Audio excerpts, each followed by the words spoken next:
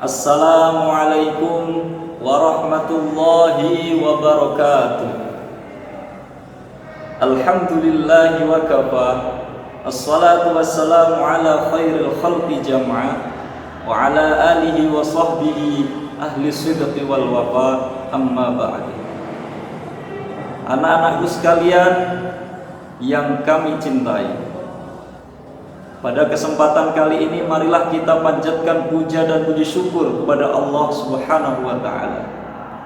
Di mana pada kesempatan ini kita masih diberikan kenikmatan, kesehatan, sehingga kita masih diberikan kemampuan untuk melihat, untuk mengikuti acara-acara yang diajarkan oleh Nabi Muhammad SAW, seperti kegiatan kita belajar di sekolah, meskipun kita belajarnya masih berada di rumah. Itu semua patut kita syukuri, karena semua adalah nikmat dari Allah Subhanahu wa ta'ala. Salawat dan salam semoga tetap tercurahkan kepada junjungan kita Nabi Muhammad sallallahu alaihi wasallam, yang telah memberikan teladan kepada kita sehingga kita masih mampu melaksanakan ajaran-ajarannya dengan baik, sehingga kita masih bisa melaksanakan tuntunannya dengan sempurna. Dan semoga dengan sholawat yang kita lantunkan, Allah Subhanahu wa ta'ala memberikan syafaatnya kepada kita semua. Amin ya rabbal alamin. Anak-anakku sekalian yang saya cintai, pada kesempatan ini akan saya sampaikan beberapa hal fadilah, keutamaan bulan suci Ramadan. Yang pertama adalah pada bulan ini adalah bulan yang penuh maghfirah dari Allah Subhanahu wa ta'ala. Nabi Muhammad sallallahu alaihi wasallam bersabda, "Man shoma Ramadhana imanan wa ihtisaban, ghufira lahu ma taqaddama min dzambi."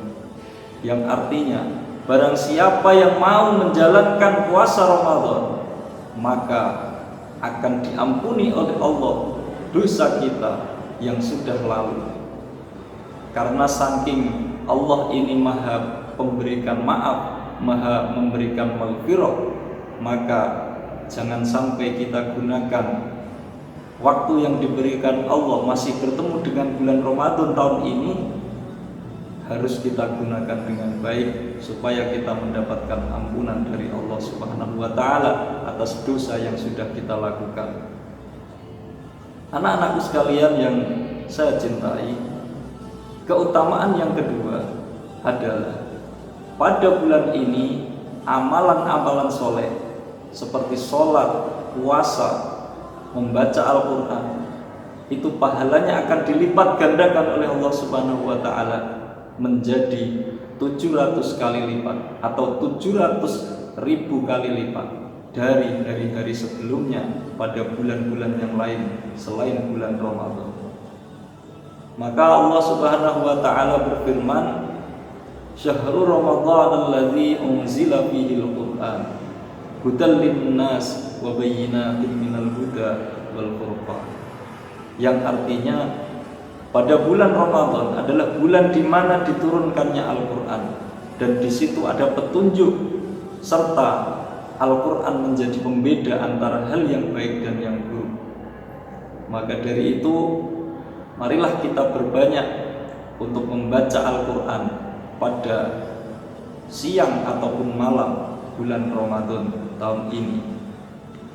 Dan bagi kalian sebagai pelajar, terutama kita harus selalu mencintai Al-Quran dengan cara rajin membaca Al-Quran dan menghafalkan Al-Quran sesuai dengan petunjuk dari Bapak Ibu guru yang ada di sekolah.